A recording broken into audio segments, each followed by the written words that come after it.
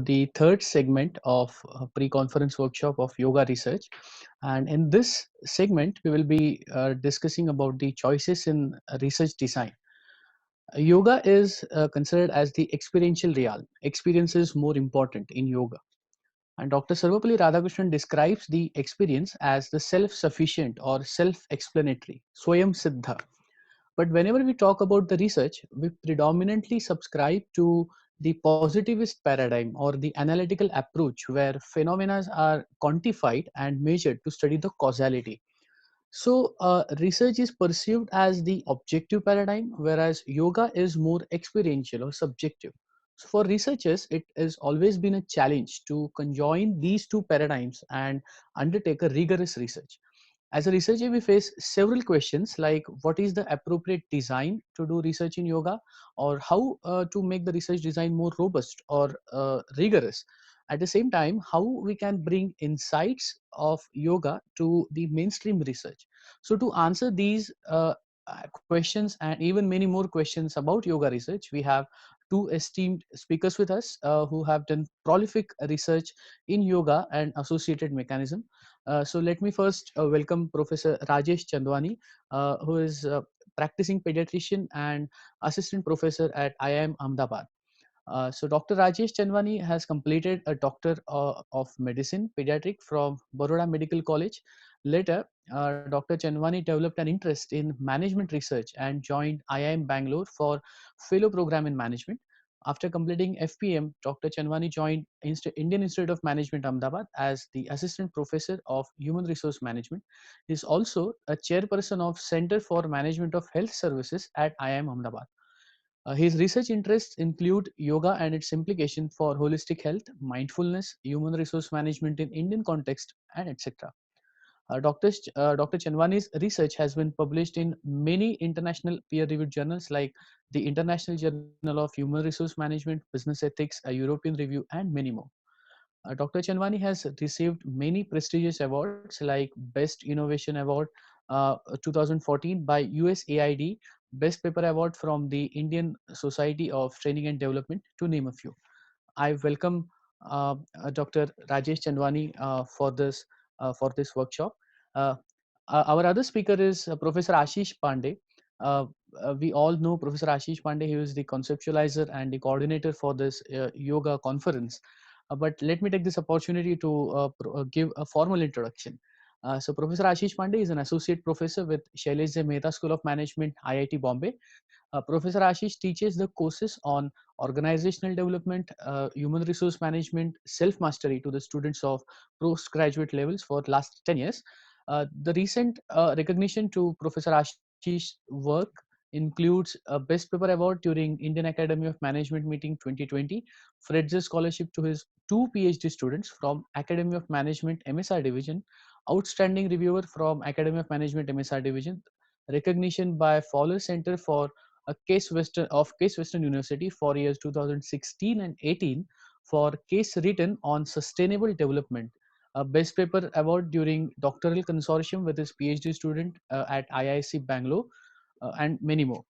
So Professor Ashish is regularly engaged in consulting work for organization and leadership development with organizations across industries.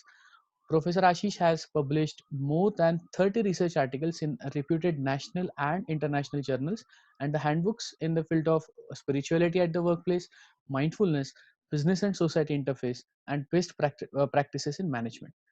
Professor Ashish is involved in promoting Bharat-centric research through Research for Resurgent Foundation, and his own research interests include mindfulness and yoga and its relevance in the field of management and spirituality at workplace. So I welcome Professor Ashish Pandey once again for this session, and over to you, sir. Uh, Thanks very much, Ajink. And this is actually an inadvertent change. This session was, as per the design, was supposed to be offered by Professor Rajan Gupta and Professor E.S. Srinivas, but because of some reason, it is not happening. And so they will be taking session. Professor Rajan Gupta and Professor E.S. Srinivas. Professor E.S. Srinivas is from IIM Bangalore, and Professor Rajan Gupta is associated with many IIMs, and he retired from MDI Gurgaon. on the Indian psychology on day 2 of the conference, that is on 12th. This session on the research design, the innovative research design, we have designed under the guidance of Professor Rajan, and I am a student of Professor Rajan, and I have also grown up reading the work of Professor Yesh Srinivas. So we and Professor Dr. Rajesh Chandwani will be sharing some of the innovative ways of designing research. What we see is a typical kind of research studies going on in the field of yoga, and what we see out in India and what we see outside is that there is a lot possibilities which are not being discovered, which are not harnessed by the Indian scholars, particularly in the field of yoga research. So that's the overall purpose. We are conscious of the time, and we may speed up our delivery, and we will also try to conclude the session by 1:10. So I think 10 minutes lag you all will excuse, and in these many minutes we would like to share some of our observations, some of the things which we have tried to do with the scholars like Ajinkya and Chirag and Aditya, who are also part of this conversation. So that's how we are placed in the session. When we talk generally about the research programs or any engagement about the research methods, what are the things generally we think will be discussed? So typically, we think that we will be talking about techniques. Then we will talk about certain tests. What are the appropriate tests? What are the most relevant tests to examine your hypothesis? We also sometimes talks about the new and different softwares available. So when I was doing PhD, SPSS was there, and now there is and by the time I graduated, the Lizral and the Amos became more popular, and now SPSS process macro, that has become more popular. So what are the novel softwares like qualitative research related research analysis related softwares like Atlas TI and NGO, etc. So people expect that we will talk about those. Sometimes we also expect that we will talk about the publication tips, which are the appropriate journals, and what is the nature of the journal, what kind of structuring is required to get accepted in a particular type of journal. So that is expected. We also expect to discuss about the publication ethics and all these things. However, the very important piece of research work is generally missed out as far as I have seen in the research programs, whether it is in management, social sciences, or even in field of yoga, is about what are the interesting research questions.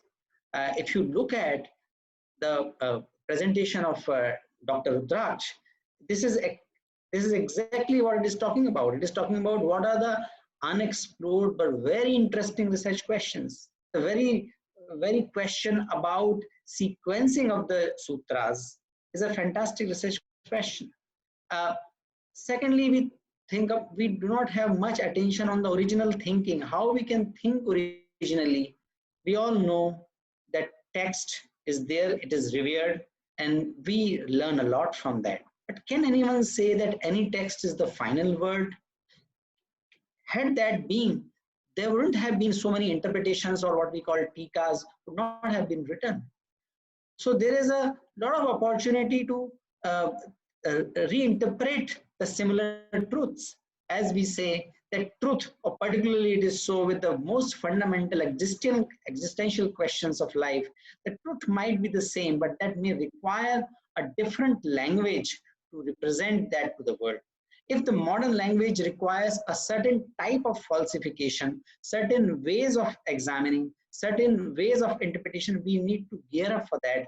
And that is our way of repaying our Rishi to the knowledge tradition we are receiving, but we have to pass on to the current generation, not only to our society, but to the whole world, because knowledge being created in the Indian wisdom tradition is not for some people, it is not for the people who follow certain credos or certain belief system, they are for all. So the very parameter of truth, very parameter of what is very parameter of the different assertions or even the assumptions about life is it causing the sarvabhoot ite rata, is it causing the well-being for all. So that kind of original thinking also we need to gear up for, and we need to think about how we can ask some original questions. Where are the insights? Where are the things which are not yet examined? Which are the fields which are not yet touched upon in the scientific journals? Then we also need to have critical thinking, ability and willingness to examine and critically examine.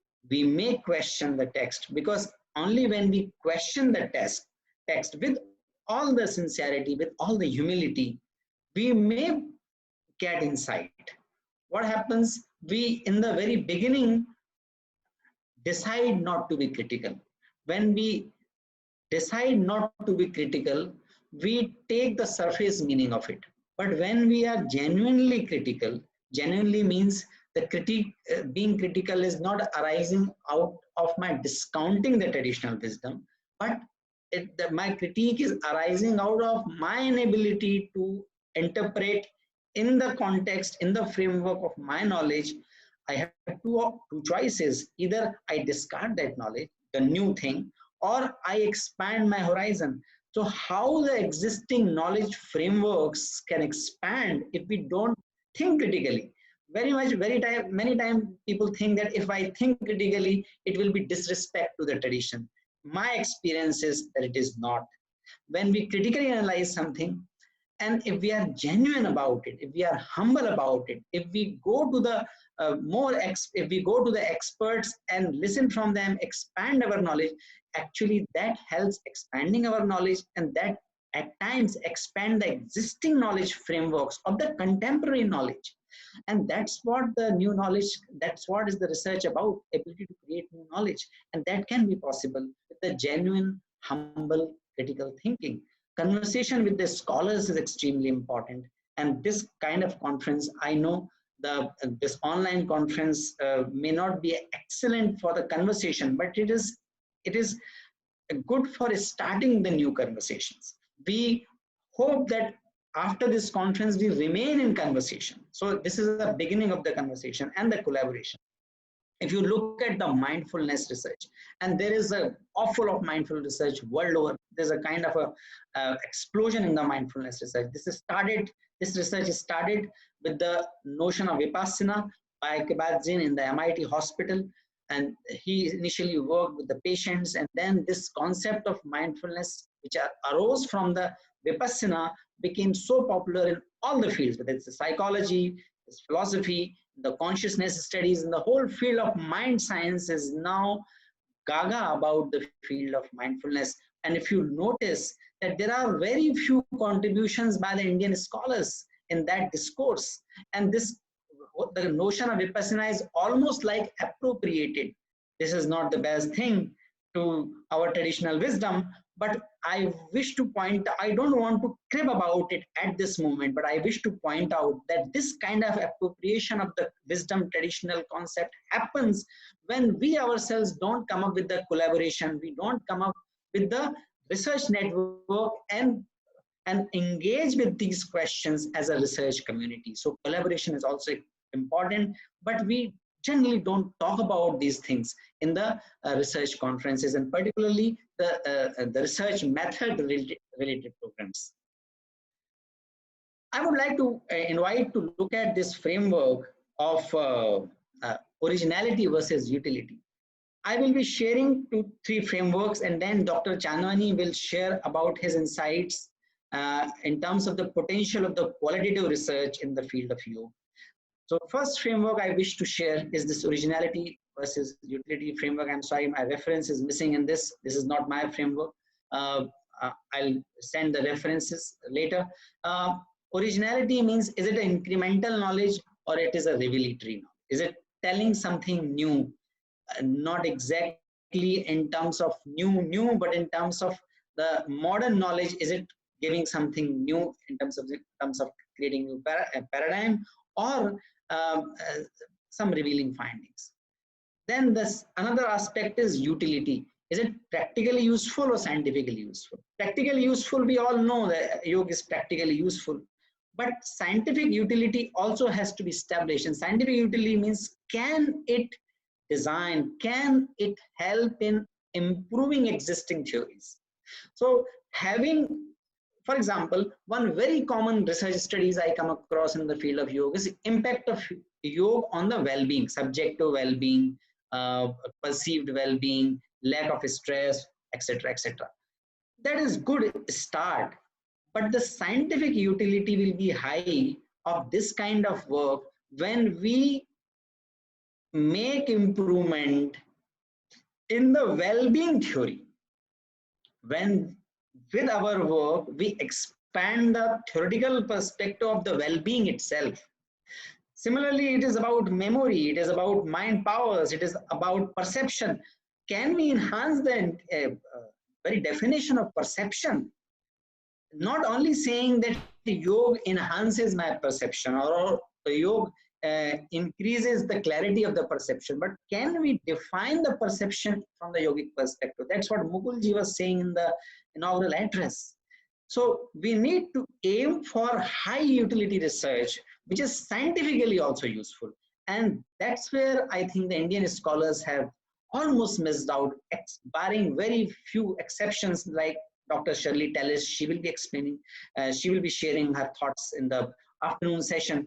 We have not contributed to the theoretical development or proposing new theories. We were very happy as a theory testers. We were testing, so we became kind of a data collecting machine. We are more contributing to the data, not contributing to the theory. So we are more into theory testing, but not theory building. But if you look at the field of mind sciences, the whole mind science I will talk about, for example, Herb Benson's lab in Harvard, they are doing cutting edge work. They have done cutting edge work on the mind sciences in the field of consciousness, in the field of perception. They have used the methods of transcendental meditation, TM, and TM is one of the well-researched field, but not in India, but in US. They have used those methods to explain the stress theories, to expand the stress theories.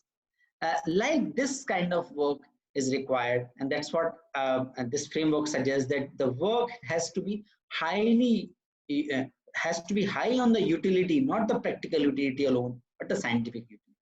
The second framework I wish to introduce at this moment is subjective objective versus individual and collective framework.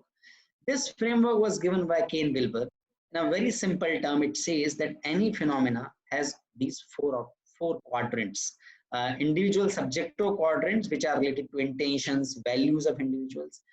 Individual objective quadrants, like how the neurotransmitters work, what happens to the sleep, what happens to the other kind of behavior. So this is more related to the behavior. So any phenomena has individual aspect and individual subjective aspect and individual objective aspect. There is another aspect of our life related to any phenomena. It is at the collective level. Collective, we are individual, but we are also cultural. We are product of culture, but we also create culture of ourselves. So we are individual, but we also are representatives of the actors of the culture. So culture can itself be an independent unit of analysis, and the research study and the work, and any phenomena will have a cultural element into it, and any phenomena can have social element into it as well. Social here, the Kane means collective and objective, means the collective system which are objective in nature. For example, transport system. For example, organization structure, organization design. These are the collective system. IT infrastructure, it's a collective system, but it's an objective system. So if we look at the existing yoga research, what we find? We find that most of the yoga research is focused on the individual behavioral quadrant. And Mukulji was also explaining that even very few work has been done on the subjective individual quadrant. Subjective individual quadrant means which is about the individual meaning, values, perceptions, insights, and even that field is not being touched upon. Largely, most of the work can be categorized into the individual objective quadrant, meaning how the neurotransmitters are affected, how there are impacts on the endocrinal systems, what are the impacts on aches in different parts of the body, what are its impact on the physiological indicators like blood pressure, heart rate variability, etc. I'm not certainly that work is important. It is very important to establish a field. Had that those kind of studies not been there, we wouldn't have a scientific basis to propose that yoga is at least a treatment, at least a therapy, and not 177 countries would have supported the idea of World Yoga Day.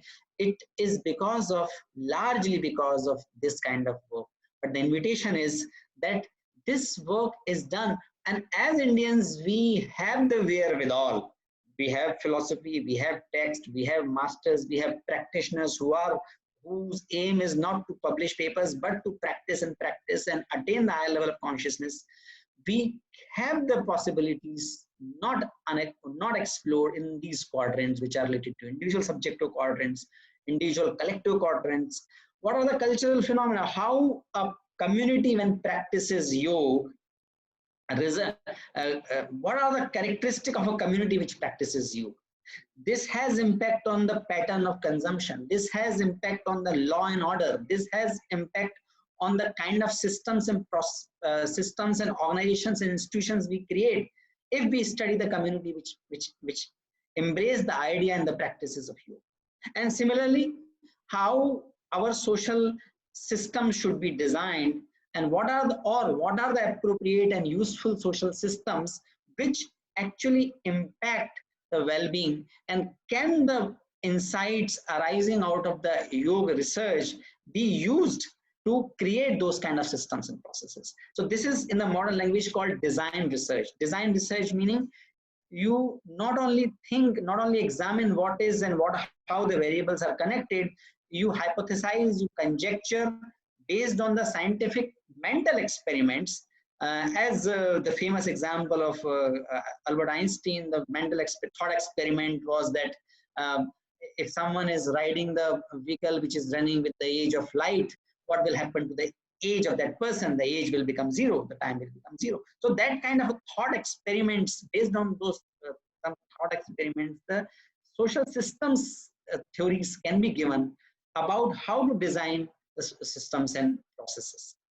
So that is the possibility of yoga research, and that is what we call the research for resurgence, reversing the gauge, not validating the yoga and the impact of yoga through physiology or through physics or through mechanics, but looking at the mechanics or physiology or the perception or cognition from the perspective of yoga. So that we need, this framework can help us to design our research, to ask some of the fundamental questions about the different streams of existing contemporary knowledge. I'll give you examples. Mind science is the combination of the psychology, cognition, neurosciences, memory, and learning. This is a vast field which covers so many mental processes. There are some examples where the yoga research contributed, not only contributed, yoga research was at the fundamental contribution level. Yoga research is the foundation of that kind of work, but gradually either the concepts were appropriated or the notion was removed from the narratives and the discussions in those kind of works. Herb Benson is not that kind of work. They still acknowledge the Eastern wisdom traditions and the meditation traditions, the meditation processes, and they acknowledge that how their ideas about the cognition and consciousness are being enriched with these Eastern practices. California Institute of Consciousness is a good example. It was started by the disciple of Sri Aurobindo in US, and Sri Aurobindo chose one Indian to lead this institute when it was started. So for the 4 generations, for the 4 tenures of the directors of this institute, this Indian or the integral psychology remained the core of the California Institute of Consciousness, but then they appropriated that, and then it was removed, and then the number of references started coming down. They started using different language. They changed the terms of the Sanskrit terms and Pali terms into the English one, and then they showed that it is all being created over here. This is not an allegation, but what we are saying is that when we move out from the tradition, when we disconnect from the tradition, there is a threat that we will miss out on the basic tenets and some of the basic insights of that thing, of those things which are coming out from the tradition. Because tradition, around the tradition in India, there is a community as well. So जिसको हम कहते हैं संप्रदाय साथ में चलने वाले लोग. So they since the Indian tradition, the Bharatiya tradition, Bharatiya culture acknowledges the multiplicity of the paths to attain the self-realization or to achieve anything. What is very, very common, what is called the equifinality in the systems thinking. We call these things in the systems thinking as equifinality. So same objective can be achieved through multiple perspectives from the multiple pathways. When there is so much freedom, what will ensure the check and balance? The sense of community only can ensure the checks and balance. So that's why there are practitioners and there are senior practitioners, and the senior practitioners and the community of the practitioners keep check on each other so that they remain on the path which is good for the whole world. That kind of possibility is lost when we disconnect from the tradition. And that's what Francisco Varela, for large, he is one of the greatest mind scientists of current time. He passed away a few years ago. He was Buddhist monk for so many years.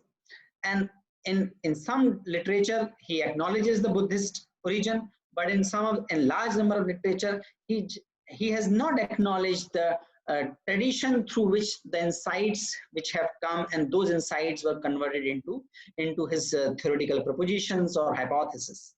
Similar thing is with the whole big mindfulness movement of initiated by John Kabat-Zinn.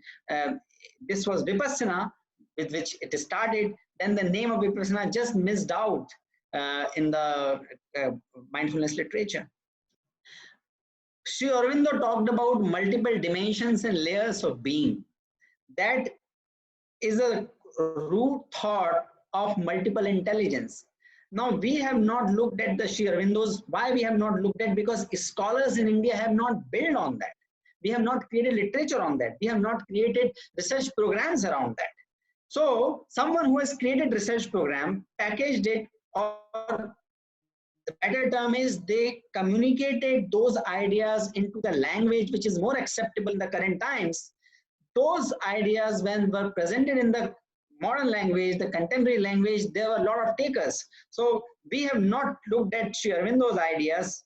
Some experiments were done in the Mirambika, some experiment done in some of the schools, but it has not taken that much traction. But the similar idea in the form of multiple intelligence, when it comes, Indian corporate houses, Indian educational institutions, they give the red floor welcome to the people who talk about the multiple intelligence, because they are the people who have built on those ideas. And we as a scholar, we as a community of scholars have not built on the ideas. My invitation is that if we are a practitioner, wonderful, but we need to come out of this duality that I'm the practitioner, I'm working for the well-being. As a scholar, we need to come out of this. As a scholar, I am practitioner, I am arriving at, I am experiencing well-being, but as a scholar, I have a dharma to explain the knowledge, to distribute the knowledge, to disseminate the knowledge in the language which is understood in the modern world. So this is our Rishi Rin. This is the dharma as a scholar, that we look at these traditional wisdom concepts or the ideas. If required, convert those into in the modern languages, use the methods available, or develop new methods and present it to the world. Otherwise, it will come back to us in the repackaged form, and then we will feel sad about it. So there's a whole branch of knowledge called history of ideas. If you look at the history of ideas, you will see a lot of ideas originated from the Buddhist yogic traditions, but then they were appropriated. I am not I don't have even a single negative feeling about the appropriation, but I have a sense of not being able to fulfill that duty and repaying our rishi rent to our rishis through which, because of us being part of this culture. There are a few examples, and with these examples, I'll end the session and my dialogue and my statement, and then I'll invite Dr. Chandwani. Conceptual philosophical research is important. We have to engage with more rigor, with more energy into it. Individual level work, and there is a lot of empirical research which is possible. Individual level work. One example is accelerated learning method. In our Gurukul systems, uh, when we looked at the tentative coverage of the syllabus in a very well run Gurukul and the NCERT syllabus, when we compare the 10th class syllabus taught in the NCERT and taught in a very well run Gurukul in the Gujarat, we can say, and this is not a scientific statement, it requires more rigorous study, but the first level finding is that in the Gurukul, 300% of the NCERT course is being covered. One of the reasons for the good learning method, good learning outcomes in some of the Gurukuls and many Gurukul method is that students learn by reciting, by singing. When they sing, their right brain gets activated. So not only the left brain, which remembers the logic, etc., but the right brain also remembers the rhyme, remembers the singing, remember the protocol of the singing of those particular knowledge sutras. Because they engage both the learning, both the parts of the brain, learning becomes very fast. So there is a program, accelerated learning method program in MIT, and they studied what is generally learned by kids in the 12 years is being learned by these normal kids in 7 years if we use these methods. This is a Infinity Foundation funded research project conducted at MIT, and we hardly use these kind of findings. And what to talk about using these kind of findings, we don't even extend this kind of research. Positive psychology, the whole positive psychology movement, when the positive psychology special issue in 2001 was published, and that issue has lakhs of citations. In the response to that issue, which was published, which was the American psychologist, in response to that issue, a comment was published by Walsh in the 4 lines or 4 or 5 sentences. It's a small block. In the very next issue, the American psychologist had the tradition to publish the critique of previous issues. And Walsh said, as a reaction to the positive psychology special issue, that these things are being talked about in the Buddhist, Zen, yoga traditions, and it is, and he was kind of upset. It came out in the comment that he was upset by not acknowledging those traditions in the whole issue of the Indian positive psychology edited by Seligman. I have great regard to Seligman, but it is our responsibility to look at our tradition. If something is worthwhile, something is what is needed in this world, has to come out, has to be articulated by us. Then there are so many things, computational linguistics. First person empiricism is the last thing I would like to talk about. First, whole science is dependent on the third person account. But there is an emerging field, there is an emerging recognition about the first person empiricism. Means I experience something, I share it with other practitioners either validate this and then or they question about it. I go back to my reference, I reflect back on my experience, I can change and refine my articulation, and then as a community, based on the first person empiricism, we can develop knowledge. That's how the great knowledge is being developed. Otherwise, how come without any chemical analysis, people could have documented hundreds and thousands of herbs and their medicinal properties? They are validated by the modern science with the lot of external experimentation. But there is no external experimentation happened with the medical science, which is part of the Ayurveda. There are hardly any experimental experiment upon how the breathe happens, and the Surya Nadi and Chandra Nadi and the Chandra Nadi, there were no instrument even to check the blood pressure and the temperature a few hundred years ago. But they said that if you breathe from the right nostril, your temperature will increase. So these are the first person. This is the power of the first person empiricism. We see that in the world of Ramanujan. He has intuitively gave so many formulas. That thing is now getting accepted as one of the cutting edge thing in the cognitive sciences. And in the laboratories in the US and Europe, people are working on this. We seems to be oblivious about it, and there's very less work is going on in these fields. This is my invitation that this kind of conference is an opportunity to have this kind of dialogue, to inspire each other, so that we can engage with these cutting edge questions, so that we not only validate the impact of yoga, but we look at the all other questions of life from the perspective, from the lens of yoga. And one of the very important method, one of the very powerful ways of doing this kind of work is the qualitative research.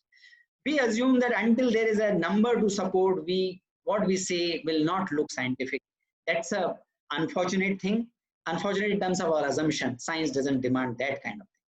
So how to employ the qualitative research to do some of this fundamental work which is being awaited to be done. That's what I requested Dr. Rajesh Chandwani. He was engaged in some family affairs, but still he's kind enough to spend his time and come live. So I'll request him to share his insights. He teaches qualitative research methods in IIM Ahmedabad. So you can imagine we cannot find a better person to talk about the qualitative research. And he himself is a practitioner of yoga, and he also is a researcher in the field.